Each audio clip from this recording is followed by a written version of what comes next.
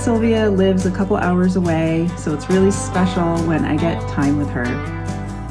I was lucky enough to have some library visits in her area, so I got to stay with her family, and we had a weekend trip together. I think for the past 10 years, Sylvia has been talking about taking me to Advocate Harbour in Nova Scotia, and we planned on hiking in Cape Chignecto.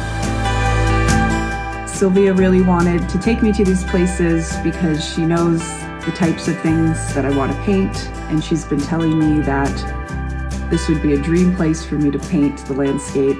We stayed at the cutest little spot in Advocate. It was right on the harbor.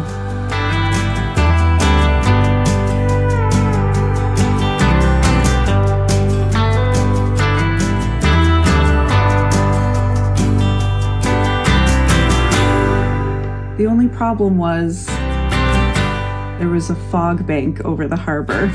I'm laughing because this couldn't have been any worse for us.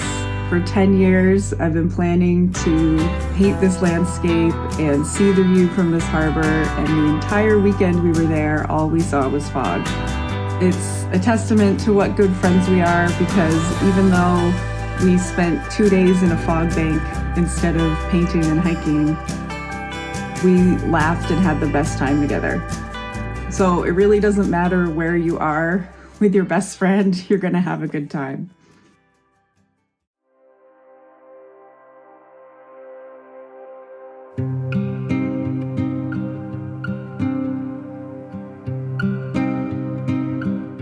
Sylvia took me to this really strange beach that was filled with driftwood.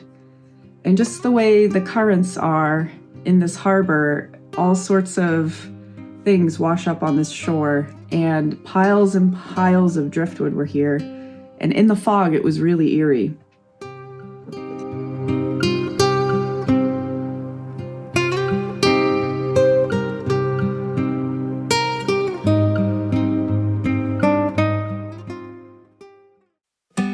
Later that afternoon, we took a drive to Cap d'Or. Now, this is a cliffy, mountainous spot with a lighthouse down the other side. So you have to drive up the cliffy mountain and then down the side of it. And then you can walk down to see where the lighthouse is.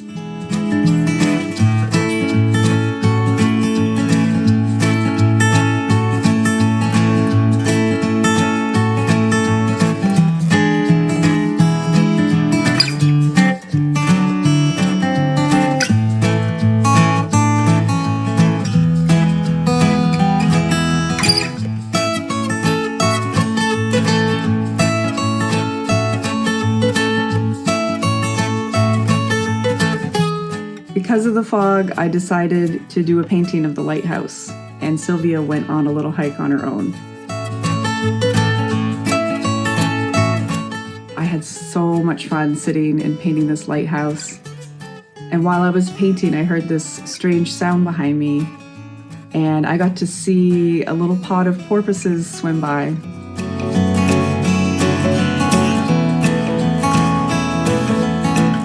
Tried to go for a hike in Cape Chignecto, but the fog was so thick we really couldn't see anything, and everything was slippery and wet. We did have a little bit of a hike, but then we decided to drive around the outside of the park and head over to the other side to see some rock formations.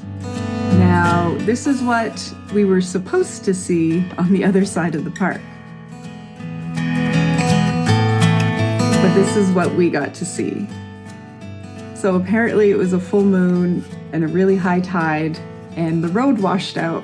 So not only was there fog, but there were high tides, and we couldn't even drive over to this end of the park. If something went wrong, it went wrong. But you know what? We had a great time. We still were laughing and having a good time together. Later that day, we were supposed to head over to a spot called Spencer's Island, and Sylvia had arranged for someone to take us in a boat over to the island. But because of the fog, we didn't get to go. We had a picnic on the beach in the fog, and We just threw rocks in the water and hung out and chatted. But this is what Sylvia says I was supposed to see. So yeah, down here you couldn't see Cap d'Or because the beach goes down and it's a big curve. And then Spencer's Island, somewhere there. And then down here you can see Blueberry Hill. Well, you could see Blueberry Hill and down into Parsborough. And then Cape Split. Maybe off into that nothing. And then the valley. Perfect. We then headed over to Five Islands Park on the way home. So we took a bit of a detour and just tried to see another spot. Now the fog had lifted a little bit, so when we hiked out around to the point on the park, we could see a couple of the Five Islands. And I sat and made this painting.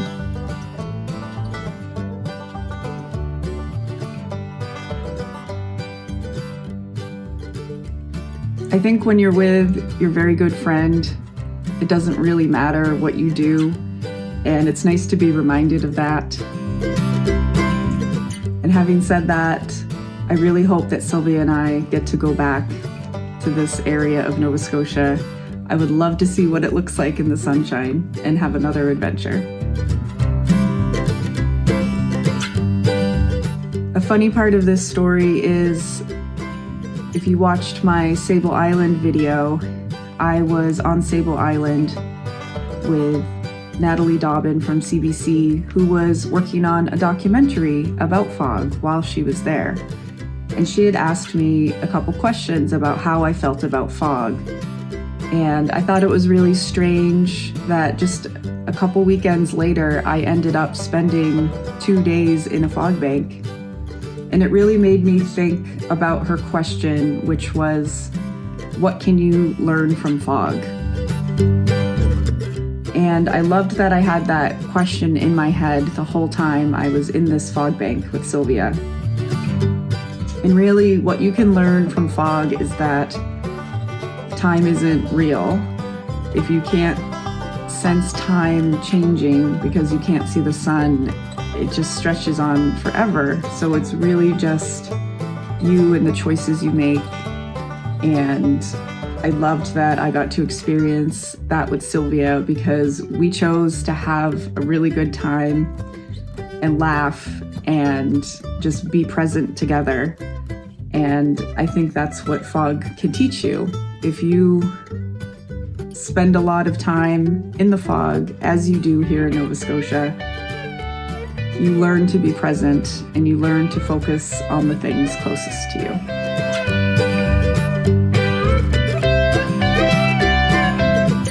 Thank you so much for watching this video. I hope you enjoyed my little fog adventure. And if you could please like and subscribe, it truly helps me to keep making these videos and sharing stories about my art.